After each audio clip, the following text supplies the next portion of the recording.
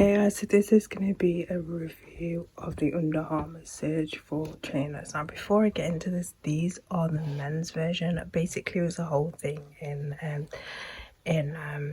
Sports Direct. Either way, I got the male version because they couldn't find the other foot for the female version. The only female version they had was the black one, so I was like, you know what, whatever, it still fits fine. I think with the male editions, I think they maybe just the fit maybe a little bit wider because men tend to have wider feet. I have wide feet anyway, that's probably why they fit me fine. But yeah, so I got these actually on sale. I think I paid like £36, I think. So because I'm not gonna hold this up like this forever, I'm just gonna go through what they look like first.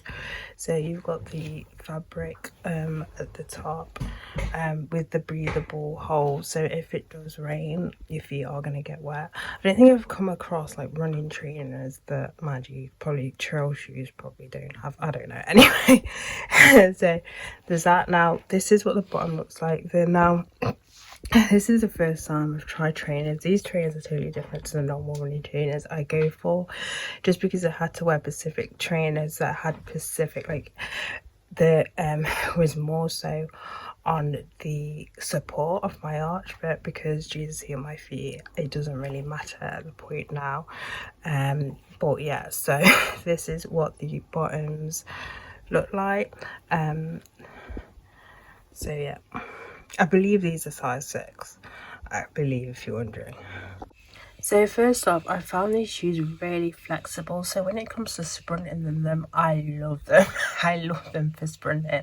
So that was a surprise. I know it's got extra cushioning in the midsole, so I don't know if that's what, you know, what's it, but I find sprinting just perfect in these.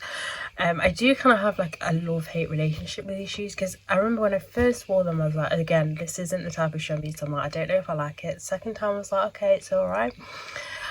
So when it comes to running in them and distancing, it does say that you can wear them from long distance, but personally it's more suited for short distance. When I should say short distance, I would say around take 10k. Any longer, I mean, you might be all right with them, depending.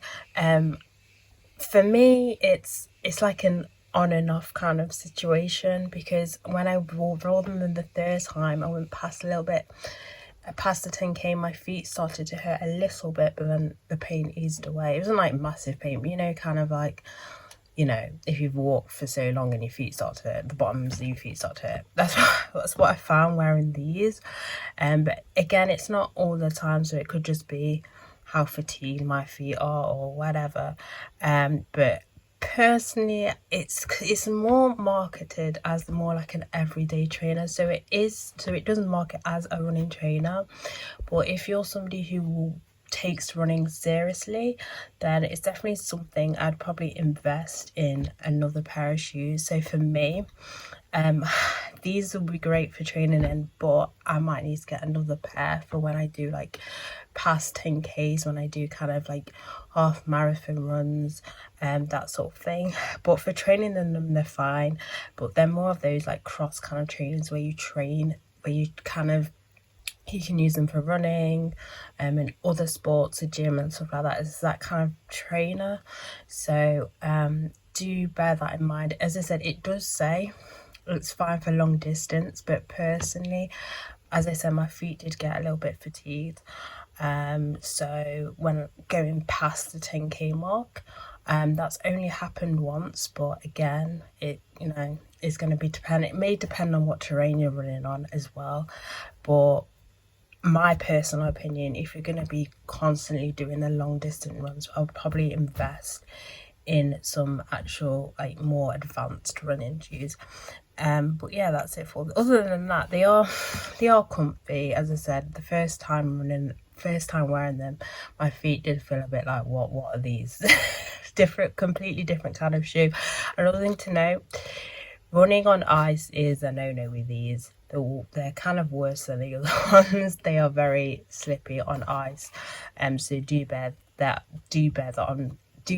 in mind. On muddy terrain like muddy grass and stuff, they're all right, but just be careful when you're running on ice. But yeah, that's it for this video. So bye guys.